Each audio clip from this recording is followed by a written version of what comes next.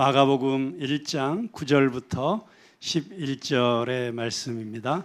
마가복음 1장 9절부터 11절 말씀. 오늘부터 마가복음 강해가 시작이 됩니다. 기대가 되시죠? 네, 오늘 우리에게 주시는 첫 번째 마가복음의 본문 말씀 교독하도록 하겠습니다. 그때 예수께서 갈릴리 나사렛으로부터 와서 요단강에서 요한에게 세례를 받으시고 곧 물에서 올라오실새 하늘이 갈라짐과 성령이 비둘기같이 자기에게 내려오심을 보시더니 11절 함께 읽습니다. 하늘로부터 소리가 나기를 너는 내 사랑하는 아들이라 내가 너를 기뻐하노라 하시니라. 아멘. 네, 오늘 우리가 마가복음을 함께 열어갑니다. 제가 몇 가지 질문들로 오늘 설교를 시작하고 싶습니다. 여러분, 마가복음의 저자는 누구입니까? 네, 너무 어려운 질문은 아니었죠. 네, 마치 누가복음을 누가 썼습니까 하는 질문과 똑같습니다. 네, 마가복음은 마가가 썼습니다. 자, 마가는 누구입니까? 마가는 어떤 사람입니까? 네, 마가인 건 알겠는데 갑자기 마가가 뭐 하던 사람이지 어떤 사람인지 물어보니까 바로 대답이 안 나오시죠? 네, 마가는 마가복음을 쓴 사람입니다. 네, 그렇게 대답할 수 있겠고요. 베드로의 통역자였습니다. 베드로가 로마에서 사역을 할 때 베드로의 설교를 통역하던 사람이었고, 그래서 베드로를 통해서 직접 들은 예수님에 대한 이야기를 이렇게 마가복음으로 기록한 사람이고 복음의 증인입니다. 자, 여러분, 마태, 마가, 누가, 요한 네 복음서가 있습니다. 그 중에 마가복음의 특징은 무엇일까요? 네, 제일 먼저 쓰여졌다. 훌륭한 답변이셨습니다. 또요? 네, 마가복음의 특징은 아주 빠르고 힘있게 전개되는 예수님의 이야기라고 하는 특징이 있습니다. 그래서 예수님의 행위에 초점을 두고 예수님의 기적 이야기들이 가장 많이 등장하는 복음서가 마가복음입니다. 굉장히 긴박하게 빨리 쓰여졌기 때문에 마가복음에 보면 즉시, 즉각 이런 단어들이 많이 등장합니다. 이번 마가복음을 함께 공부해 가면서 또 마가복음의 말씀을 나누면서 여러분들 아직 결단하지 못하고 있는 분들이 있다면 즉각적으로 결단하게 되는 역사가 일어나게 되기를 주님의 이름으로 축복합니다. 내가 예수님의 제자로 부름을 받았는데 네, 제자로 살겠습니다. 앞으로 남은 인생, 제 인생의 주인은 예수님입니다. 이렇게 아직 결정하지 못하신 분들은 이번 마가복음을 통해서 예수님의 제자가 되기로 결정하는 역사가 즉각적으로 빨리 일어나게 되기를 주님의 이름으로 축복합니다. 그런가 하면 이 마가복음은 예수님의 말씀보다는 예수님의 기적의 이야기, 또 예수님의 여러 사역의 모습에 초점을 맞추고 있습니다. 그래서 기적 이야기가 많이 등장합니다. 우리가 잘 아는 워드 바이 하트 팀이 몇 년 전에 이 마가복음을 통째로 외우는 스쿨을 한 적이 있습니다. 3개월 동안 마가복음을 통째로 외웠는데 놀랍게도 마가복음에 너무나도 병고침의 이야기가 많이 나오기 때문에 이 마가복음을 외우면서 그 참가했던 분들 중에 별의별 기적들이 많이 일어났다는 간증을 들었습니다. 그 마가복음 암송학교에 참여했던 많은 분들이 마가복음을 공부하면서 병이 나은 것처럼 앞으로 저희들도 한 3달에서 4달에 걸쳐서 마가복음을 공부하게 될 터인데 그 공부를 하는 가운데 여러분의 마음의 병이, 육신의 병이, 영혼의 질병들이 다 치유되는 역사가 일어나게 되기를 주님의 이름으로 축복합니다. 믿으십니까? 그런 일들이 일어날 줄로? 네. 이 복음서는 누구에게 쓰여졌을까요? 제가 마가를 소개하면서 이미 힌트를 드렸습니다. 로마에서 베드로 통역을 했다고. 네, 로마에 있는 고난받고 있는 그리스도인에게 1차적으로 쓰여진 복음서입니다. 그래서 이방인들을 위해서 쓰여졌고, 그래서 보면 자주 아람어를 통역하는 장면이 마가복음에는 자주 등장하고 있습니다. 그러다 보니까 마가복음의 가장 중요한 중심 주제 중에 하나는 고난입니다. 고난. 예수님을 따르는 자들의 고난, 십자가의 고난. 그 고난의 초점이 맞추어져 있습니다. 우리가 고난 가운데서 어떻게 십자가를 바라보며 이 고난을 승리할지를 우리에게 보여주는 놀라운 복음서가 바로 마가복음이라고 하는 것입니다. 그렇기 때문에 우리가 마가복음을 공부하면서 우리가 가장 집중해야 되는 가장 중요한 주제가 있습니다. 그것은 바로 예수님은 누구이신가 하는 것입니다. 이 마가복음을 통해서 다른 어떤 것이 아니라 예수님을 확실하게 만나는 시간이 되기를 주님의 이름으로 축복합니다. 그리고 예수님을 따르는 삶이란 무엇인가? 참된 제자도란 무엇인가? 내가 예수님을 따르기 위해서 버려야 되는 것은 무엇인가? 내가 예수님을 따르기 위해서 지불해야 되는 대가는 무엇인가 하는 것에 대해서 분명하게 깨닫게 되는 역사가 일어나게 되기를 바랍니다. 이런 질문들을 따라가다 보면 우리는 자연스럽게 마가에 대해서는 이야기를 많이 했는데 그 다음에 따라붙는 수식어가 있죠. 복음. 복음이란 무엇인가 하는 것에 대해서도 질문하게 됩니다. 우리 옆에 있는 분들에게 30초 안에 복음이란 무엇이다. 서로 자기가 알고 있는 복음에 대해서 한번 나눠보시겠습니다. 복음이란 무엇인가요? 열심히 이야기하시는 분들도 있고 그저 웃고 계시는 분들도 있고 도대체 왜 이런 질문을 하는 것인가? 요즘 고민할 게 많은데 빨리 설교는 하시지요 라는 표정으로 저를 쳐다보시는 분들도 있습니다. 여러분, 우리 그리스도인들이 복음에 대해서 잘 알고 있는 것 같으면서도 막상 복음이 무엇인지 이야기하라면 쉽게 이야기하지 못하게 되는 경우가 많이 있습니다. 우리는 언제나 복음에 대해서 이야기할 준비가 되어 있어야 합니다. 누군가가 도대체 복음이 뭐예요? 왜 자꾸 복음 하는 거예요? 라고 물을 때 시간에 따라서 1분이면 1분짜리로, 3분이면 3분짜리로, 5분 시간이 있으면 5분짜리로 복음을 제시할 수 있는 실력 있는 그리스도인들이 되어야 됩니다. 여러분들이 복음이 무엇인지에 대해서 정확하게 정리되는 이번 마가복음 강해가 될 수 있기를 바랍니다. 한마디로 말하면 복음은 복된 소식, 좋은 소식이라고 할 수 있습니다. 굿 뉴스입니다. 많은 사람들이 기독교 신앙을 어떤 기독교 안에 있는 특정한 교리를 알고 배우고 깨닫는 것이라고 생각할 수 있습니다. 아닙니다. 기독교는 좋은 소식입니다. 굿 어드바이스가 아니고 굿 뉴스가 기독교라고 하는 것입니다. 그 복음을 누가 들어야 됩니까? 네, 믿지 않는 사람들이 들어야 되겠죠? 그런데 믿지 않는 사람들만 들어야 될까요? 아닙니다. 복음은 모든 사람들이 들어야 되는 기쁜 소식입니다. 복음은 A가 아니고 A부터 Z입니다.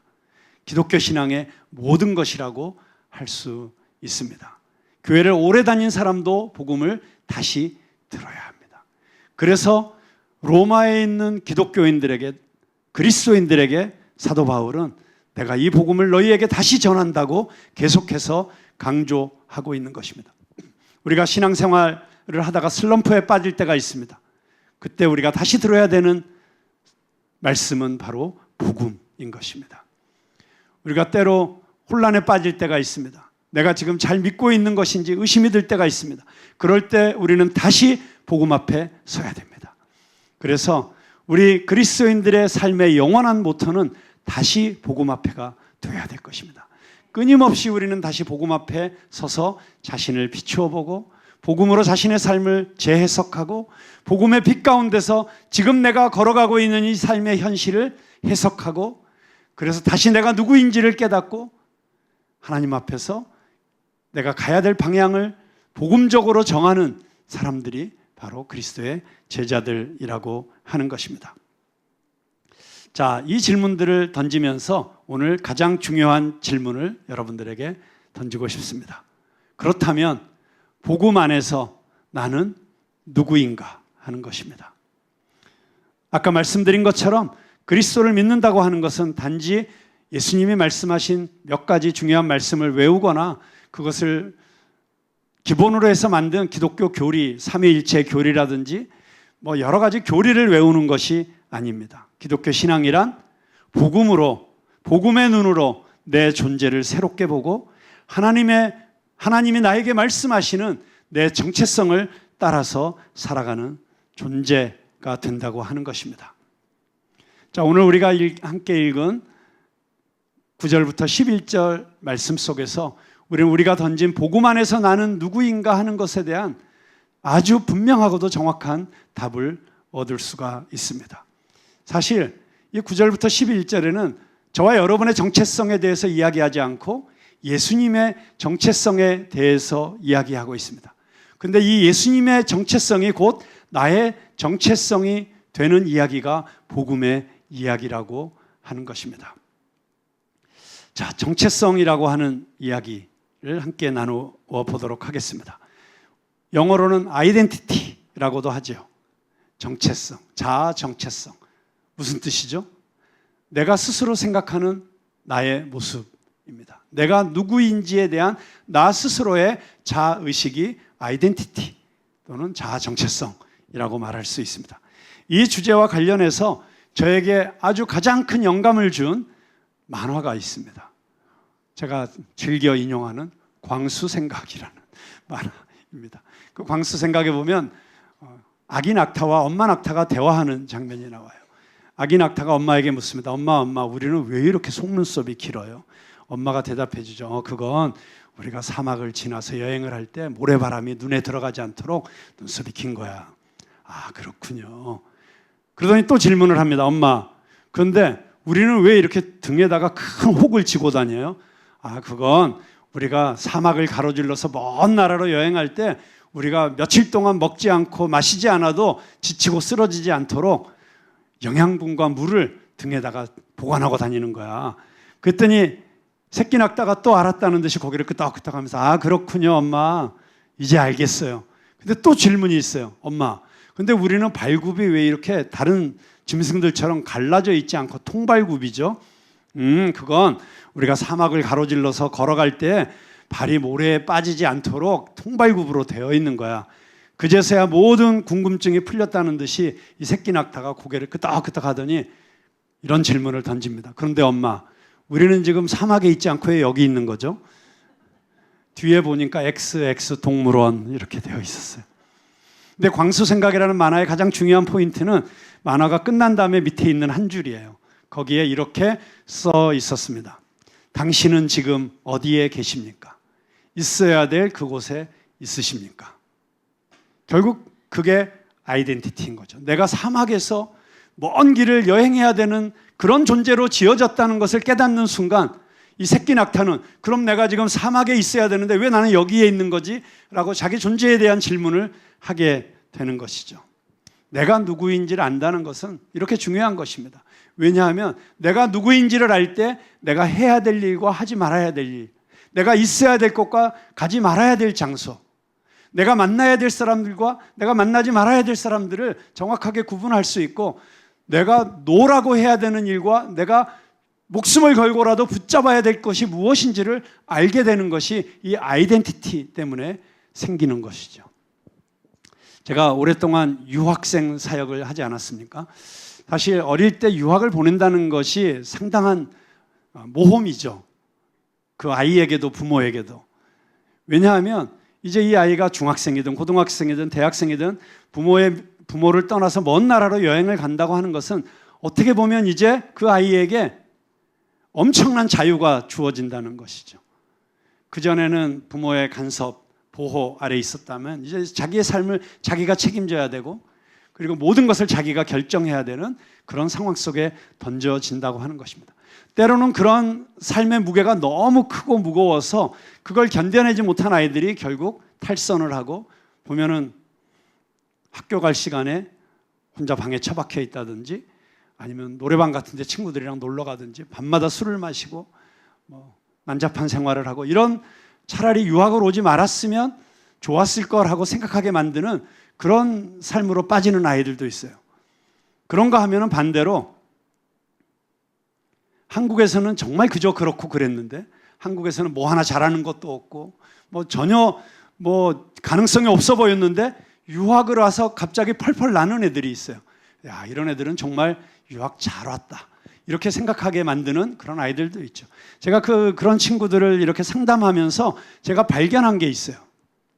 자, 나에게 무한한 자유가 주어졌을 때 아무도 내가 누구인지를 모르는 이 익명성 안에서 내가 무엇이든지 마음대로 할 수 있는 이런 기회가 주어졌을 때 이 아이가 밝고 긍정적이고 희망적인 미래를 선택하고 그 길을 걸어가는지, 아니면 그 상황 속에서 정말 그래서는 안 되는 잘못된 삶의 길을 걸어가는지, 그 마지막 결정을 하는 그 뿌리를 찾아 들어가 보면 그 안에 있는 자아 정체성, 그 아이덴티티가 너무나도 결정적인 역할을 한다는 사실을 알게 되었어요. 나는 존귀한 사람이다. 나는 우리 부모가 나를 너무나 기대하고 나를 너무 사랑하고 정말 나는 우리 집안의 희망이다. 뭐 이런 희망을 갖고 있으면 어떤 상황 속에서도 결국 자기를 지켜내고 그리고 끝까지 해보려고 하는 그런 결정을 하더라고요. 그런데 그 어떤 이유에서건 자기 자신에 대해서 비관적이고 그리고 절망적이고 그리고 정말 쓰레기 같은 그런 자아상을 가지고 있으면 결국 그렇게 쉽게 자기를 포기해버리고 가버리는 모습을 자주 보게 되었습니다. 그럼 그만큼 내가 누구인가라고 하는 것에 대한 자아상을 바로 갖는 것은 너무나도 중요한 것입니다. 제가 LA에서 아주 큰 교회를 목회하던 선배 목사님에게 아주 재미있는 이야기를 들었어요. 그 LA에 이제 한국에서 주재원들이 많이 오지 않습니까? 그 삼성 그 지사장의 부인이었던 분이 LA에 와서 처음 교회를 나오게 된 거예요. 그리고 교회에 와서 제자 훈련을 하면서 성경 공부를 이 목사님이 직접 하시는 성경 공부반에서 하게 된 거예요. 근데 이제 제자 훈련 하다 보면 이렇게 서로 나누는 시간이 있잖아요. 그 나누는데 이분이 이런 얘기를 하더라고요. 자기는 정말 결혼하기 전까지 지금 남편 이외에는 미팅 한 번도 해본 적 없고, 대학 다닐 때도 자기는 그거 뭐라 그러죠? 그 남학생 여학생 만나가지고 서로 이렇게 손수건 같은 거 꺼내놓고 뽑아가지고 짝짓기 하고, 아 그게 미팅인가?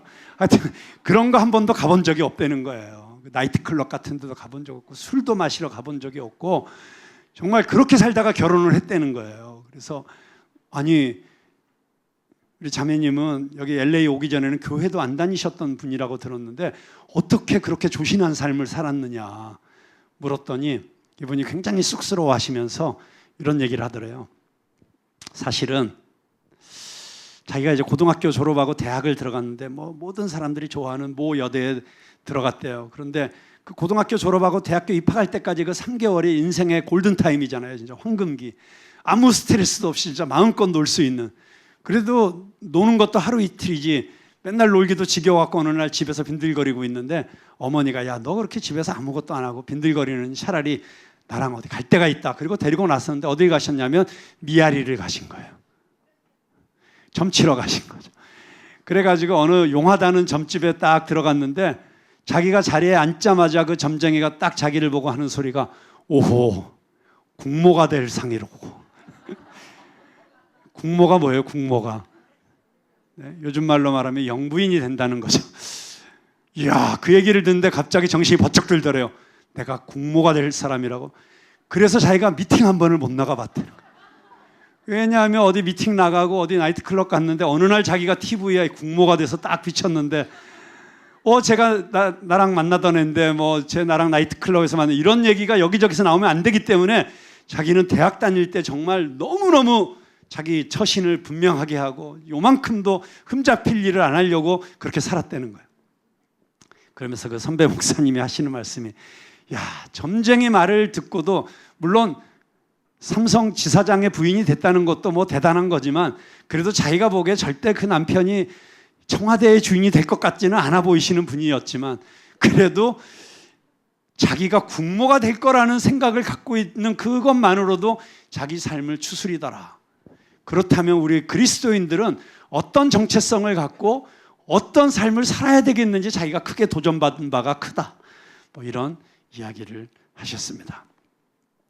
그렇습니다. 이렇게 그게 진정한 정체성이든 하나님이 말씀하시고 성경이 이야기하는 정체성이든 아니면 때로는 잘못된 거짓에 속아서 만들어진 자아 정체성이든 이 정체성이 나의 삶에 이렇게 중요한 영향을 미치기 때문에 내가 어떤 정체성을 갖는가가 너무 중요하죠. 자, 그런데 이 자아 정체성, 이 아이덴티티라는 게 어떻게 형성이 될까요? 에릭 에릭슨이라는 교육학자가 있습니다. 이분은 어렸을 때 사생아로 태어나서 굉장히 힘들고 어려운 청소년기를 보낸 사람이에요. 늘 자기 자신의 아이덴티티에 대한 혼란이 있었고, 나는 왜 이 세상에 태어났는가? 나는 왜 이런 존재가 되었는가? 왜 사람들은 나를 보면서 손가락질하는가? 뭐 이런 고민들 때문에 이 정체성에 대한 고민이 너무 많았던 사람이었고, 결국 교육학을 전공하고 이 정체성이 그분의 가장 중요한 학문의 화두가 되었습니다. 근데 이분이 결론적으로 이렇게 이야기합니다. 우리의 정체성은 두 가지를 통해서 형성된다. 첫째는 내 기억 속에 남아있는 나의 삶의 기억들에 의해서 정체성이 형성된다. 특별히 어린 시절의 기억. 여러분, 그러니까 우리의 의식이 아직 생기기도 전에 정말 엄마 젖을 빨던 그 시절부터 내가 했던 경험이 나의 정체성에 굉장히 중요한 영향을 끼친다고 하는 것이죠. 내가 너무 배가 고파서 엉엉 우는데도 엄마가 나타나지 않았다. 그것이 나에게 주는 영향이 있다는 것이죠. 내가 어렸을 때 당했던 어떤 사고라든가 상실의 기억이라든가 또는 이런 것들이 내 기억 속에 남아서 나의 정체성에 중요한 영향을 끼친다. 두 번째로 우리의 삶에 우리의 정체성에 영향을 끼치는 것은 다른 사람들이 나에 대해서 하는 말을 들으면서 그것이 내 정체성이 형성되는 데 영향을 끼친다고 하는 거예요. 여러분, 그러니까 내가 어떤 말을 듣느냐가 정말 중요한 것이죠. 정말 우리가 어렸을 때부터 이 문둥이 새끼야 뭐 이런 얘기를 듣고 자라면 안 된다는 것이죠. 너는 다리 밑에서 주워왔어. 이 얘기를 듣는 순간 정체성에 혼란이 생긴다는 것이죠. 너는 태어나지 말아야 될 애가 태어났어. 엄마들이 하는 말 중에 이러면 넌 실수로 태어났어. 그럼 내 자아 정체성이 실수가 되는 것이죠. 실수의 결과물. 그러니까 그런 말들이 나의 삶에 알게 모르게 너무 중요한 영향을 끼친다고 하는 것입니다. 우리는 오늘 예수님께서 세례를 받으시는 장면을 함께 성경에서 읽었습니다. 근데 여러분, 궁금해지지 않으세요? 왜 예수님이 세례를 받으셨을까요? 세례는 누가 받는 것입니까? 네, 죄인들이 받는 것이죠. 죄 씻음을 상징하는 예식인 것이죠. 회개하는 것을 공적으로 드러나기 위해서 세례를 받았죠. 그래서 세례 요한이 와서 회개의 복음을 선포하면서 그 복음을 받아들인 사람들이 그 상징으로서 세례를 받지 않았습니까? 자, 그러면 예수님은 왜 세례를 받으셨을까요? 예수님이 죄인이십니까? 죄를 지으셨습니까? 예수님은 죄가 없으시되 하나도 없다고 성경은 증언하고 있습니다. 그런데 왜 세례를 받으셨을까요? 네, 맞습니다. 요한복음에 그 답이 나오지요. 자신에게 세례를 받기 위해서 나오시는 예수님을 바라보시면서 세례 요한이 뭐라고 증언했습니까? 보라, 세상 죄를 지고 가는 하나님의 어린 양이로다. 그러니까 예수님은 전 인류의 죄를 짊어지시고 자신이 죄인이 되셔서 우리 모두를 대신해서 상징적으로 세례를 받으신 것이었습니다. 여러분, 그렇기 때문에 그날 그 세례 받으시는 현장에서 예수님께서 세례를 받으시고 물에서 나오실 때 하늘이 열리고 성령이 비둘기같이 임하시면서 하늘에서 음성이 들렸어요. 그 예수님을 향한 음성이 예수님 개인을 향한 하나님 아버지의 선포였을 뿐만 아니라 바로 인류의 모든 죄를 지시고 하나님 앞에 서신 예수님을 통해서 우리 모든 인류에게 선포하신 하나님의 음성이라고 하는 것입니다. 그래서 이 말씀이 너무나도 중요한 것이고 이것이 바로 우리에게 복음인 것입니다. 세례를 받고 올라오시는 예수님에게 하나님께서는 무엇이라고 말씀하셨습니까? 이는 내 사랑하는 아들이요 내가 기뻐하는 자라. My beloved son. My beloved son. 사랑받는 아들이다.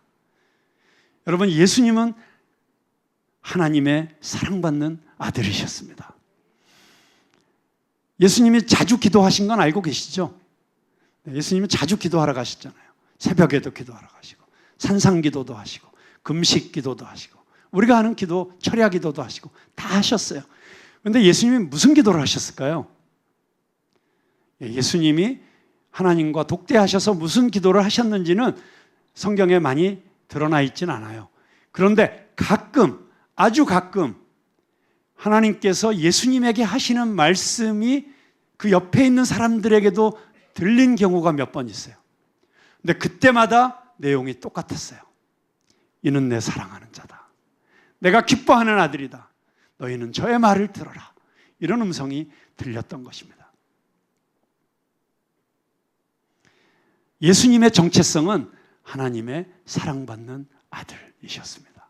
이것이 예수님의 마음속에 자리 잡고 있는 가장 기본적이고 가장 근본적인 예수님의 자아 정체성이었습니다. 헨리 나우엔이라고 하는 분이 계시죠. 하버드와 예일에서 철학을 가르치시다가 토론토 북쪽에 있는 리치몬드라는 곳에 데이브레이크라고 하는 장애인 공동체의 채플린이 되어서 돌아가실 때까지 정말 지체장애자들과 자폐아들을 위해서 평생을 사시던 20세기의 성자라고 할 수 있습니다. 그분이 이 예수님이 세례받고 있는 이 장면을 묵상하시다가 책을 쓰셨어요. 그 책의 제목이 The Life of the Beloved, 사랑받는 자의 삶이라고 하는 책이에요.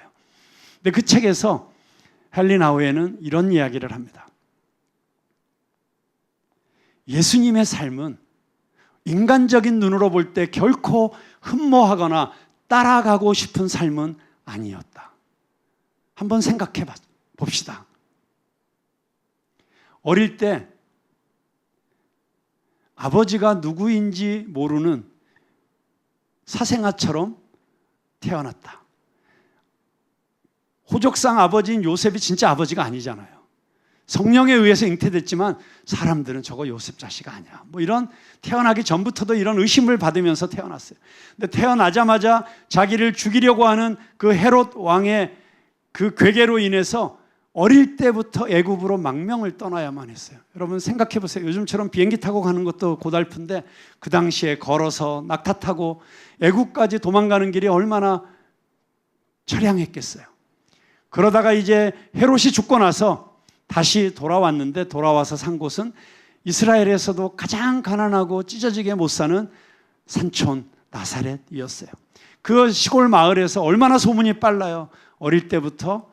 그런데 게다가 아버지가 일찍 돌아가셨어요. 소년 가장이 되어서 목수일을 하면서 집안을 먹여 살리면서 홀로 남으신 어머니를 봉양하면서 그렇게 살아야 됐던 예수 그리스도의 삶. 근데 그 예수님이 이제 청년이 되어서 뜻을 펼치고자 사람들에게 자기의 가르침을 전파하기 시작했을 때 그 주변에 몰려들었던 사람들은 그 당시에 학벌이 좋거나 가문이 좋거나 권력이 있는 사람들이 아니라 세상으로부터 손가락질 받던 사람들, 세리들, 몸을 팔아 살던 여인들, 손가락질 받던 사람들, 병자들, 귀신 들린 사람들, 이런 사람들만 우르르 쫓아다녔다고 하는 것입니다. 기껏 그래도 제자로 뽑혔던 사람들도 별 볼 일 없는 사람들이었어요. 어부들, 목수들, 또 심지어는 테러리스트들, 이런 사람들이 다 몰려들었고, 게다가 그 중에 한 사람은 팔아넘기는 배신자였고, 자기가 고난을 당할 때 그 3년 동안 자기가 그토록 사랑하고 돌보았던 제자들은 다 흩어져 도망갔고, 그리고 마침내 자기 육신의 어머니가 보는 앞에서 벌거 벗겨진 채로 수치를 당하며 그 당시에 당해야 했던 가장 처참한 형벌, 십자가형을 받아서 고난을 당해야 했던 삶. 흉내내고 싶고 따라가고 싶은 삶은 결코 아니었다는 것이죠. 오죽 힘들었으면 예수님께서 어느 날 이렇게 탄식하셨겠어요.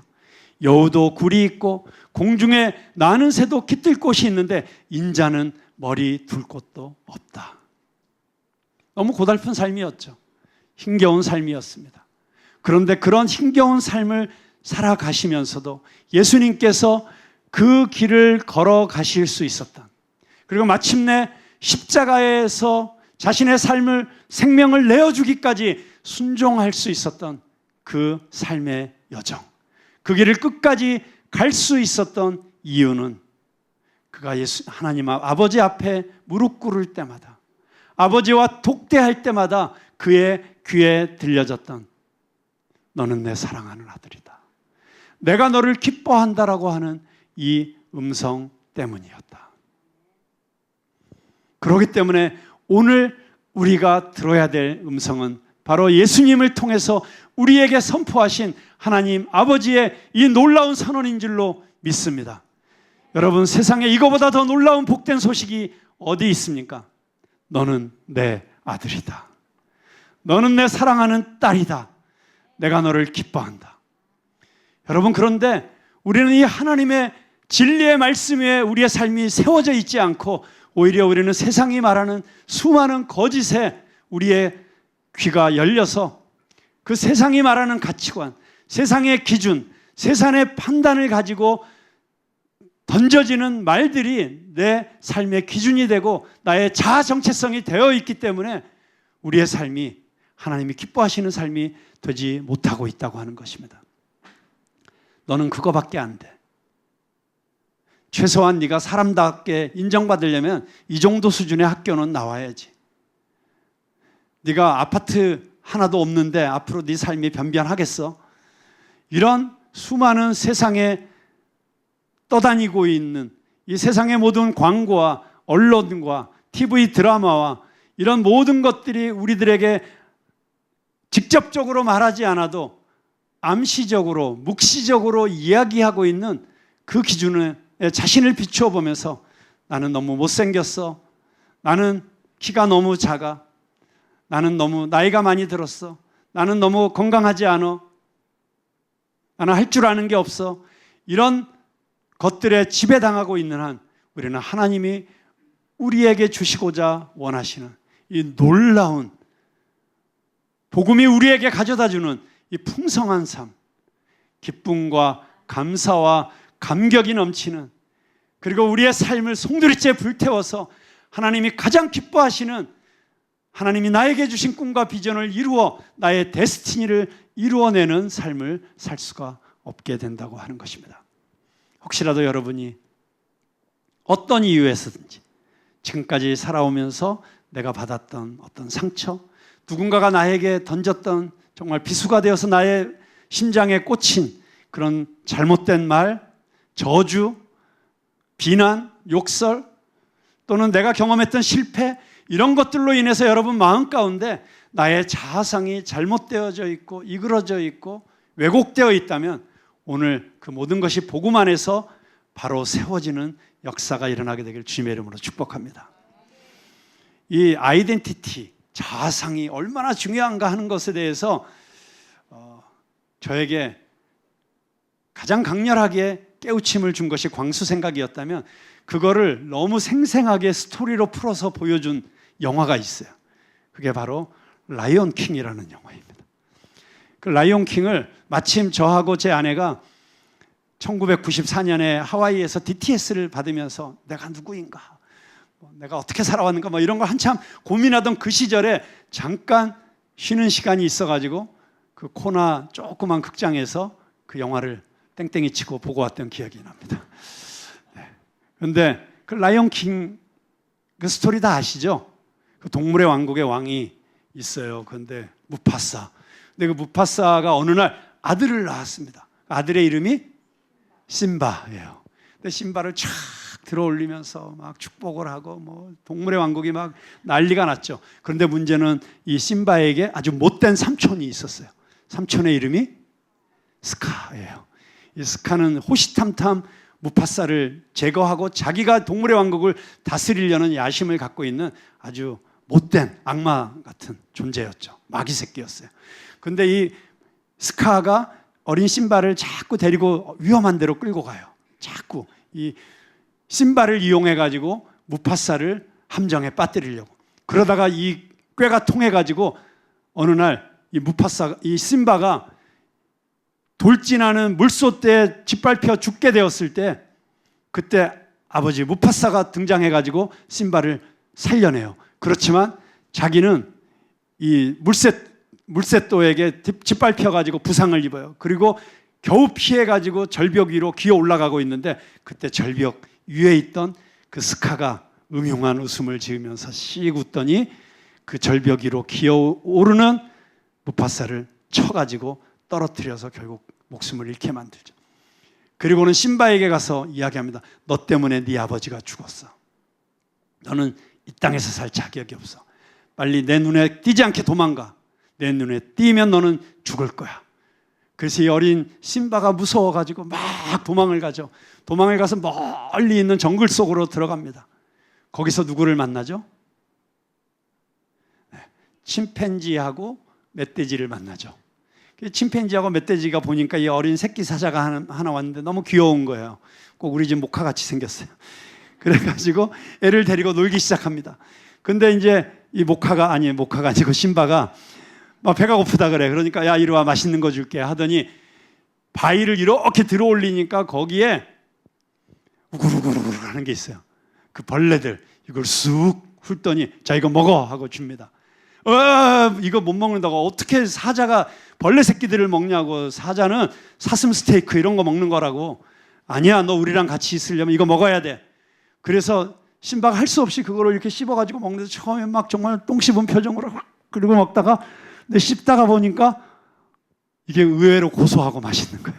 그래가지고 이거 와그작 씹어 먹고, 그러고는 이 침팬지와 멧돼지가 노래를 가르쳐 주죠. 너무 슬퍼하고 외로워하는 이 심바를 데리고 무슨 노래를 가르쳐 줍니까?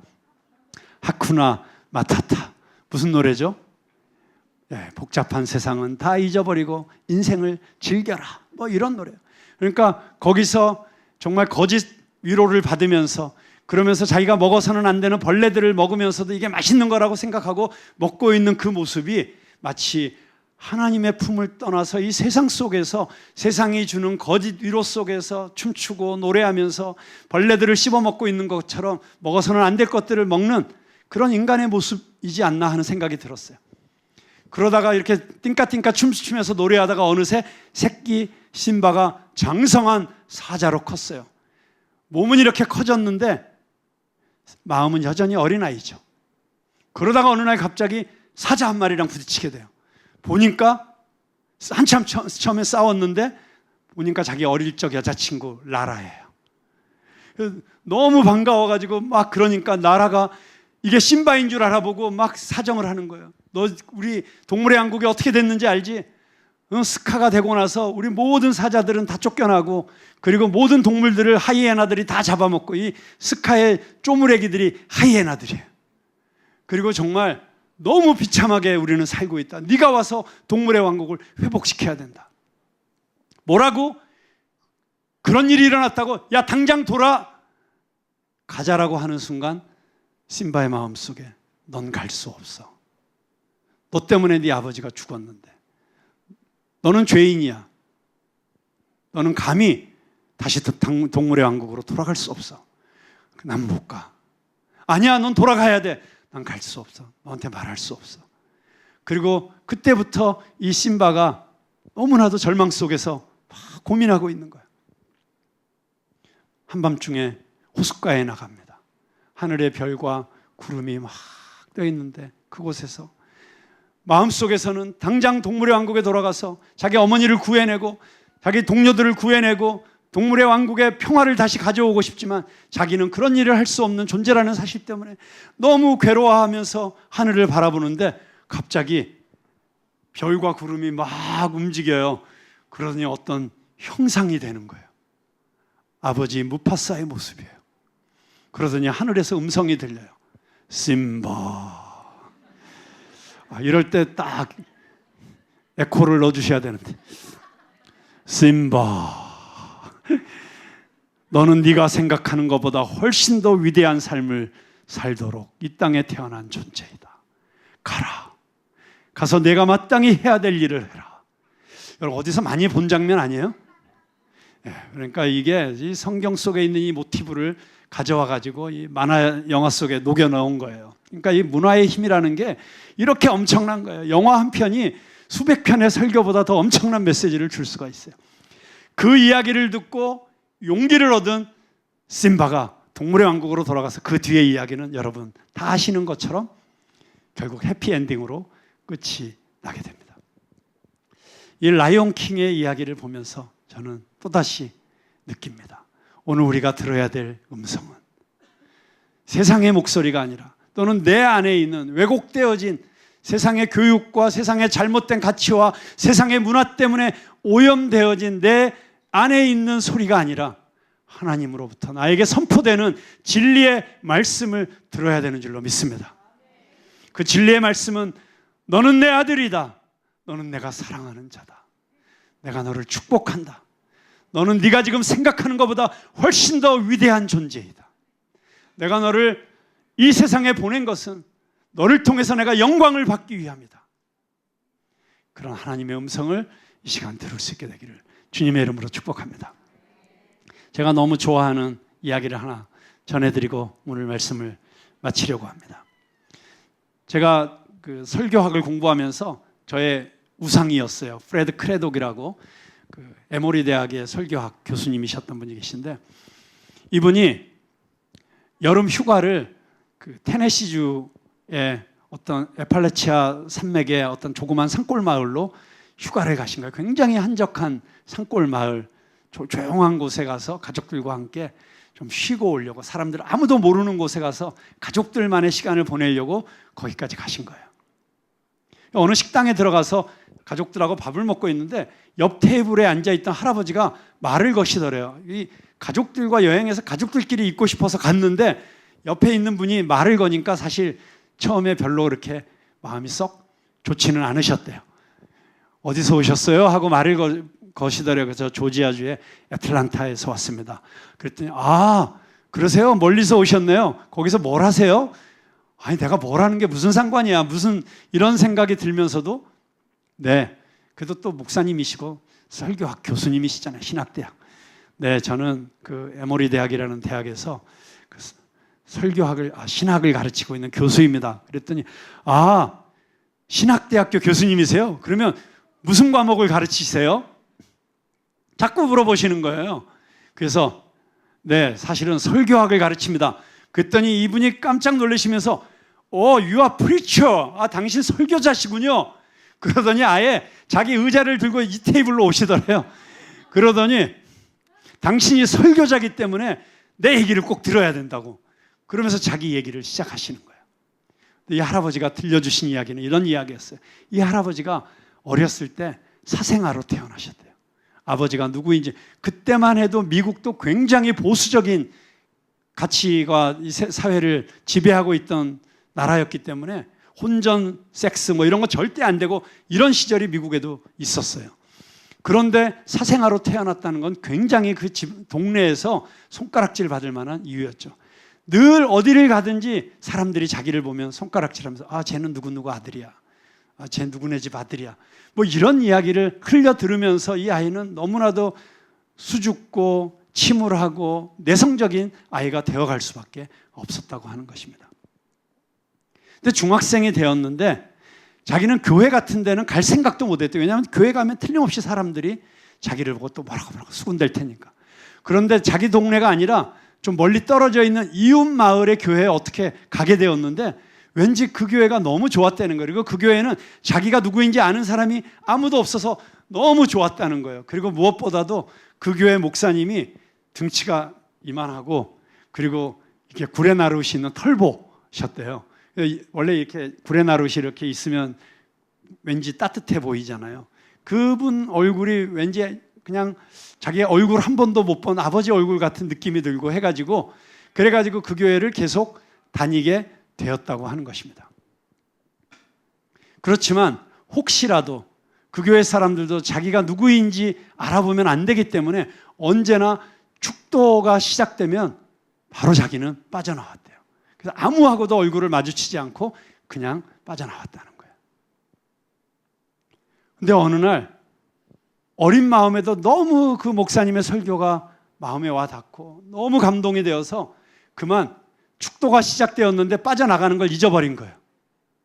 기도가 끝나고 눈을 들어보니까 이미 복도를 가득 메우고 사람들이 나가면서 목사님과 인사를 한 사람씩 하고 있었어요. 사람들 맨 뒤에 서가지고 고개를 푹 숙이고 그러면서 목사님이 자기를 알아보지 못하도록 그냥 이렇게 지나가고 있는데 갑자기 교회 문 앞에서 누가 자기 어깨에 손을 툭 얹더래요. 깜짝 놀라서 이렇게 돌아보니까 불의 나룻이 이렇게 보이더래요. 근데 그분이 자기를 보시더니 오,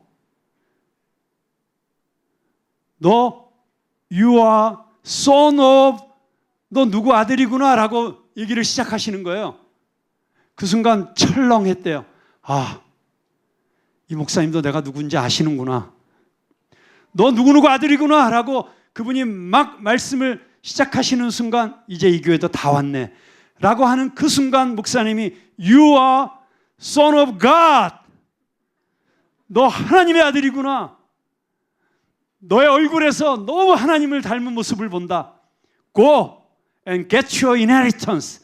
가서 하나님의 아들로서의 너의 유업을 취해라. 그 순간이 자기가 거듭나는 순간이었다는 것입니다. 그날 자기는 다시 태어났다는 것입니다. 여기까지 이야기를 듣는 순간 갑자기 크레도 교수님이 어떤 생각이 떠올랐어요. 그래서 오히려 이번엔 반대로 물어보셨대요. 혹시 할아버지 이름이 어떻게 되십니까? 그랬더니 그 할아버지가 제 이름이요? 제 이름은 벤 후퍼입니다. 벤 후퍼. 벤 후퍼. 벤 후퍼. 그러고 보니까 테네시주의 사람들이 2번이나 연속해서 사생아 출신의 정치인을 주지사로 선출을 했었는데 그 사람의 이름이 벤 후퍼였었구나 라고 하는 것을 깨닫게 되었다고 하는 것입니다. 어쩌면 평생을 정말 좌절 속에서, 낙심 속에서, 원망 속에서 비참한 삶을 살아갈 수도 있었던 한 어린아이가 너 하나님의 아들이구나. 가서 하나님의 아들로서 네가 마땅히 취해야 될 유업을 취하라는 이 말씀이 하나님의 음성으로 들려진 순간 그의 인생은 완전히 달라질 수 있었다고 하는 것입니다. 저는 이 마가복음 전체를 관통하는 가장 중요한 신학적 주제를 오늘 우리는 함께 나누었다고 생각합니다. 세례를 받으시면서 이는 내 사랑하는 아들이요 내가 기뻐하는 아들이라고 하는 이 음성을 들으신 예수님, 그 예수님을 통해서 우리도 다시 하나님의 아들이 되고 딸이 되고 하나님의 아들과 딸로서 이 세상을 살아가는 축복을 누리게 되는 마가복음 여행이 되기를 주님의 이름으로 축복합니다. 기도하겠습니다.